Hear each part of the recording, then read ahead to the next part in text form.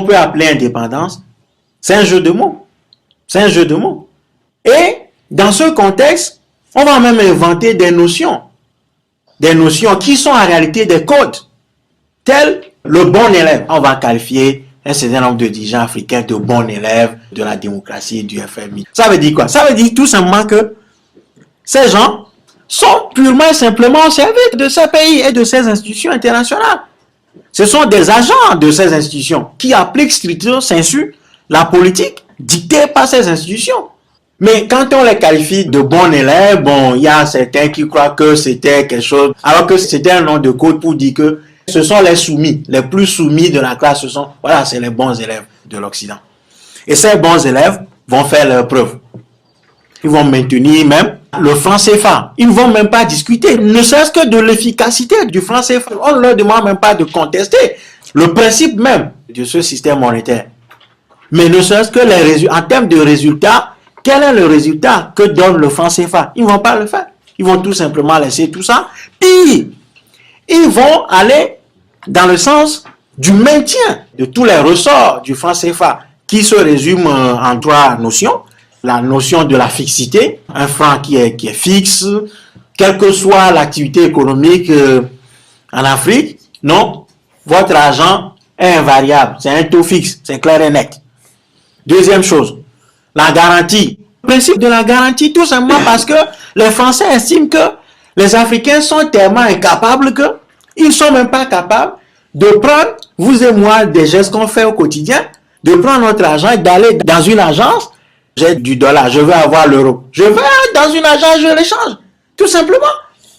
Mais la France estime que les Africains sont tellement incapables de faire ce simple geste de la vie quotidienne qu'on va inscrire dans l'accord qui crée le franc CFA le principe de la garantie. Ça veut dire que c'est la France qui garantit à l'Afrique l'échange de cette...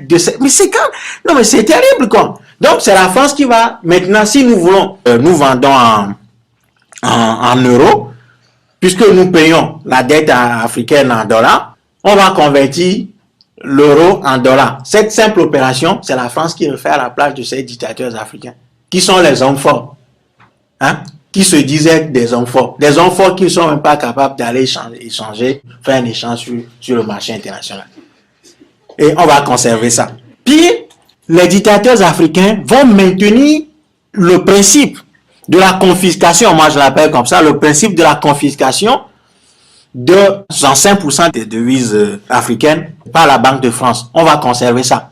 C'est-à-dire que toutes les activités économiques que font les pays africains sur le marché international, la France va dire, puisque on vous apporte la fixité, la garantie, tout ça, vous allez déposer 65% de vos avoirs extérieurs à la Banque de France. Et effectivement, on a déposé. C'est ainsi que la France a emmagasiné des milliers de francs CFA, d'euros actuellement, sur le dos des Africains. Et la France puise effectivement dans cette caisse-là pour prêter aux soi-disant États africains qui achètent des armes avec ça pour tuer les Africains. Et maintenant, les Africains vont travailler ou bien travaillent quotidiennement pour payer non seulement le capital, mais aussi les intérêts de la dette. Donc la France utilise l'argent de l'Afrique pour l'endetter et les Africains payent le service de la dette sur leur propre argent. Ils ont maintenu ce système à 105% jusqu'en 2005. Ce n'est qu'en septembre 2005 qu'ils ont maintenant, après, puisque, ah oui, mais le système est à l'écoute des grognements passés par là. Donc qu'est-ce qu'on va faire? On va faire un ajustement. On va dire, bon, maintenant, on va conserver rien que 50% des avoirs extérieurs de l'Afrique dans la Banque de France. C'est ainsi que, actuellement, selon les derniers chiffres que j'ai vus, l'argent que l'Afrique a en France et que les soi-disant États francophones qui ont le franc CFA en partage disposent en France, s'élève à 6 300 milliards de francs CFA. 6 300 milliards de francs CFA, en plus d'autres ressources qui, finalement... Ça fait combien d'euros? Je ne sais pas. Il faut voir, ça doit faire 100 milliards, quelque chose comme ça. Ça doit faire 100 milliards d'euros, je crois. C'est pas beaucoup. Hein? C'est pas beaucoup. 100 milliards. Non, parce que souvent les pays disposent de 100 milliards facilement. Et 100 milliards, je trouve. 100 milliards d'euros? Oui, je trouve que c'est pas Quel pays? Quel pays?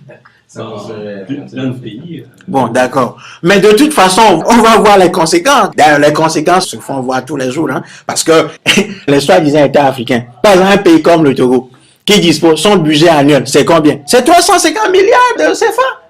350.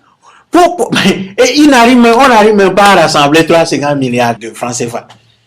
Tu vois? Donc, on va encore aller chez les banquiers de la Banque mondiale et du FMI pour prêter de l'argent alors que notre argent dort en France. Et ce n'est qu'en 2005 qu'ils ont décidé maintenant de faire passer la barre à 50%. Donc, actuellement, tout l'argent qu'il y a en France, et ça, ces chiffres même, il faut les relativiser parce que c'est des accords secrets. Personne n'en parle. Tous les banquiers, les plus grands argentiers français n'ont jamais parlé de ça. Parce que bon, voilà, ça rentre dans leur intérêt, donc personne n'en parle. Les dictateurs africains même l'évoquent très rarement. Quelques rares personnes essaient d'en parler, mais bon, ça reste dans l'ordre de l'incantation. Personne n'est en mesure aujourd'hui de dire, bon, nous voulons recouvrer notre argent et disposer clairement de ça. Comment est-ce que dans cette situation, on peut dire que les pays africains sont indépendants? Honnêtement, on ne peut pas vous dire que vous êtes indépendants. L'intérêt de ce système d'imposition des dirigeants, des leaders à l'Afrique, c'est quoi? C'est de conserver ce système. C'est de conserver ce système. Par exemple, le système du franc CFA. C'est de le conserver.